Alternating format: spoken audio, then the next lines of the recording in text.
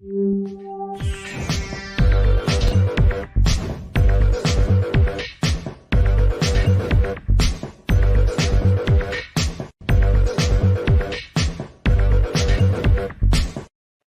everybody, welcome to the show. You know where you are, the 9 at 9 with me, Tigo. And today we're going to talk about healing from trauma. Now, with COVID, here, it hasn't gone anywhere. People are talking about we're in post-COVID. I don't know about that. And everything else that's going on in the world right now, learning how to heal from trauma may be the perfect thing we need to hear right now. So sit right there. We'll be right back.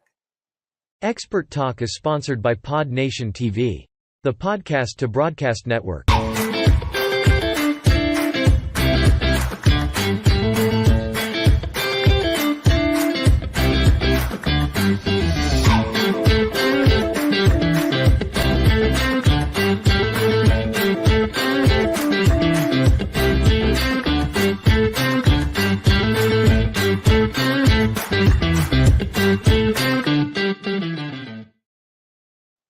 Hey everybody, welcome back. Yep, you heard me right. We're going to talk about healing from trauma.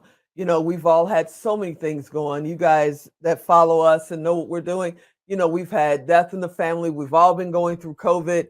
I feel like I've been locked in my house for almost 3 years. I mean, I know you all do. So we invited Dr. Michiyo Ambrosius to be here today. You guys know I'm not saying that name again because I do not want to mess it up. We're going to call her Dr. M. We invited Dr. M in because she's a specialist and an expert for trauma. Hey, Dr. M, are you out there? Oh, yes, I am. I'm glad to meet you. And I'm so excited to meet you. Yes, rest of the team. And the rest of the team. So Yes. Can you tell me, I know that you're an expert. You've created a process and it's called the Bilateral process. What is that? Okay. Let's see. How shall I begin? Well, trauma memories are different from your everyday experiences and their memories. Trauma is accompanied with very strong emotions, of course, as you know. So the right side of the brain controls emotions and instinctive responses. And because of the nature of the trauma, the emotion that the person felt and the memory of the trauma experiences get bonded together and gets into the inner part of the brain. So called limbic system, and not in a cognitive layer of the brain, which is, most recently developed the human brain. And so have a tendency to sink into and get into the subconscious layer of the brain. So people don't have the memories. However, they'll come up in dreams, nightmares sometimes, and flashbacks, of, one particular most charged emotion scene, something like that.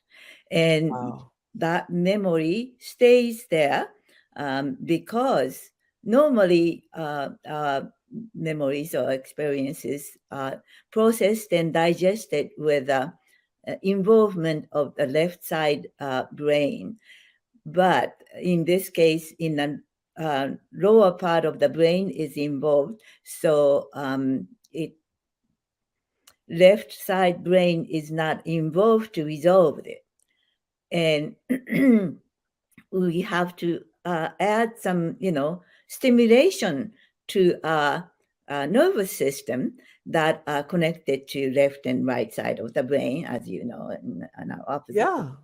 And so stimulation need to occur so that the memory can be moved into left and right side of the brain, so that the cognitive and rational and analytical side of the brain can work on it and process it so that resolution can occur. That's amazing. I mean, people say, my dad used to say it all the time when I was a kid, you have a traumatic thing that happens. We were in a Mhm, car accident. He'd mhm. shake it off, shake it off, forget about it. It's done Yes. now. Just let Go it go. on with your life. And but they think you're told that, it does affect you. It's not inside. It's not in your brain. You can just wipe your hands of it and walk away. And I know that's not true. I know people that are in their 60s that are still Mhm. reliving things that happened to them when they were little kids, when they were Oh, 9, 10 yeah. years old. So Mhm. is there a time frame that you have to like work through this process in order to get past it? Like if it's been 20 or 30 years, is it too late to release that trauma? Okay, and something special about traumatic memories are that after effects coming into the symptom forms do not appear 10 or 20 or 30, even 40 years later Wow. when they experience some triggering event, triggering experiences. Like someone who was captured and tortured and Mm. in the Bosnian and Serbian War, which was 30 years before. Recently, he was stopped by a police, and was he was speeding or something, and Mhm. so had a conversation with the police. The police was wearing the uniform um, similar to the soldiers who tortured him 30 years ago. Mhm. Wow. And that triggered the flood of memories of trauma.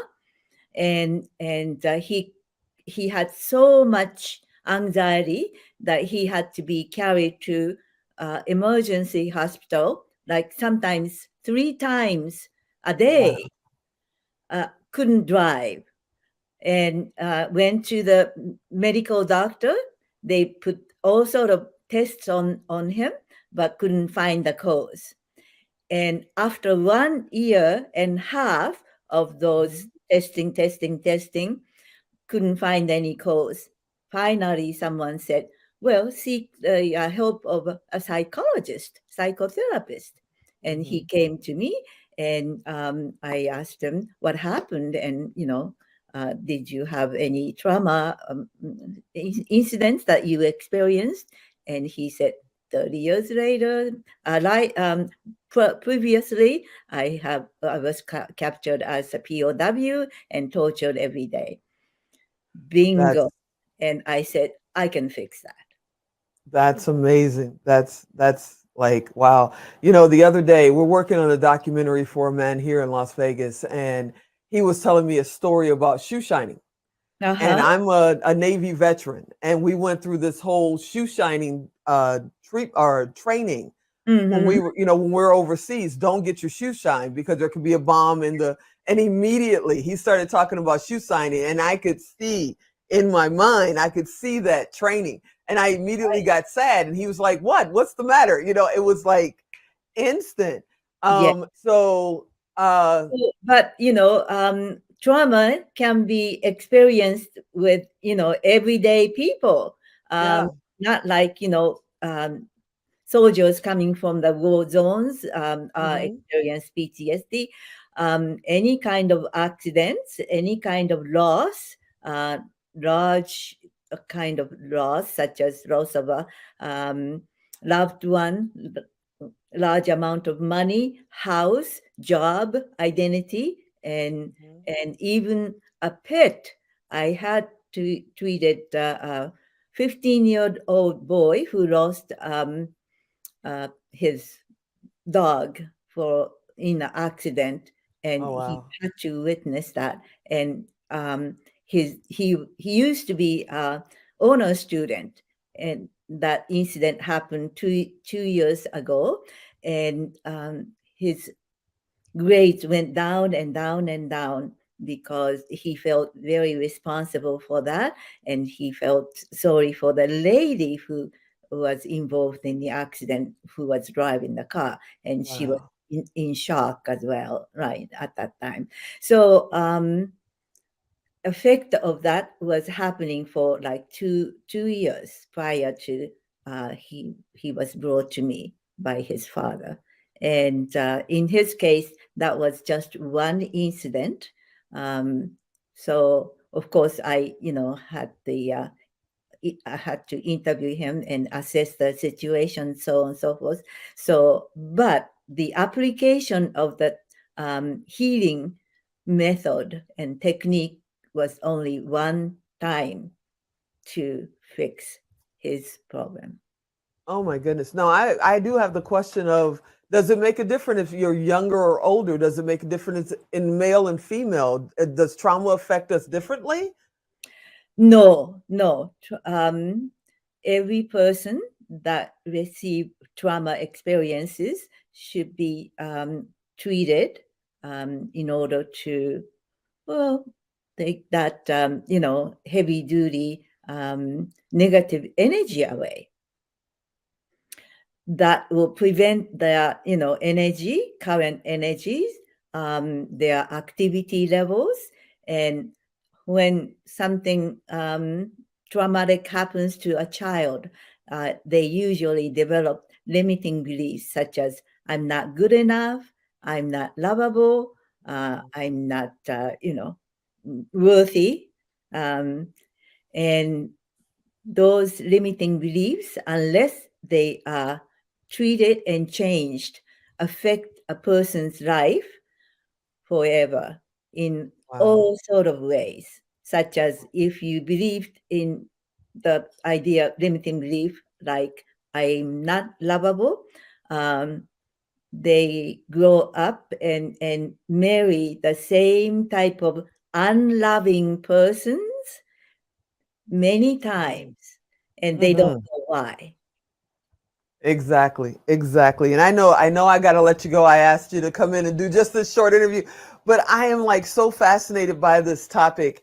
Before I let you go, Dr. M, what's the first step? I know it's a lot of process and it doesn't happen overnight, but what's the initial first step to start trying to find your way, out of trauma, past the sadness? What do you do first? Well, seek out therapists who can apply this technique. And I have started the training sessions among the coaches and holistic practitioners because existing therapists may have different trauma therapy techniques than I can offer, and they are, already how to do that. So Right. I'm in creating much better situations where people can approach the coaches or practitioners of holistic practitioners and get this technique. And if somebody wanted to reach out to you personally and either work with you as a therapist and they want to learn your trainings, or Mhm. maybe there's someone who wants you to be their therapist, how do they get in touch with you? Okay, the person can go to my website, and that has all the information, and that is called simple traumahealingmethod.com. Traumahealingmethod.com.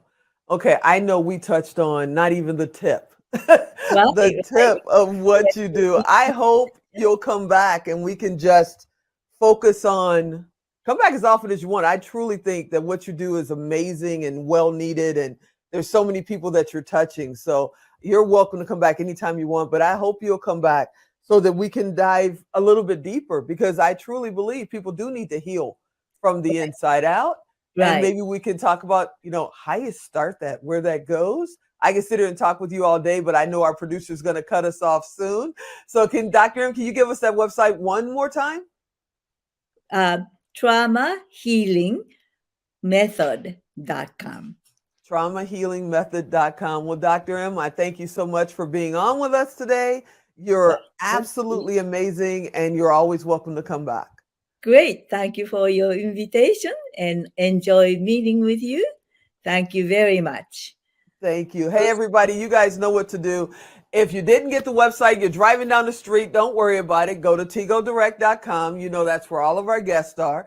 Go to tigodirect.com, type in Dr. M, type in trauma, and her website will come up, her profile will come up. You can send her a private message, and we'll get you guys connected to her. You know, I hope you, maybe not enjoyed this episode, but I hope it was very informative for you. I'm going to try my best to get Dr. M to come back again because we just got started. And as always, I'm Tigo. I'll talk to you next time.